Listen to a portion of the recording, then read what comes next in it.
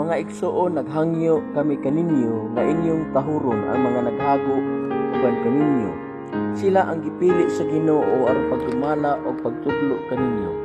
Tahura sila og higugmaa pag-ayo tungod sa ilang katungdanan o pagdinahitay kamo. Nag-awa kami kaninyo mga igsoon nga inyong pahimatngunan ang mga tapulan, basigon ang talawan, tabangan ang mulayahon o pagmapailubon kamo kanilang tanan.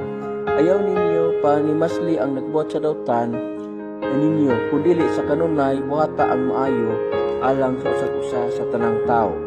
Pagmalipayon kamo kanunay, pagampo sa tanang panahon, o pagpasalamat kamo bisan unsay mudangat kaninyo.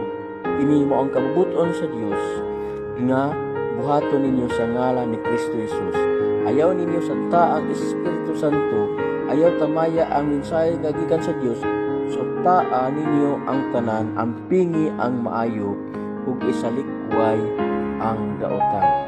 1 Tesalonica Kapitulo 5 versikulo 12 hangtod sa 22. May buntag mga higala nako ug kaigsuonan sa Ginoo.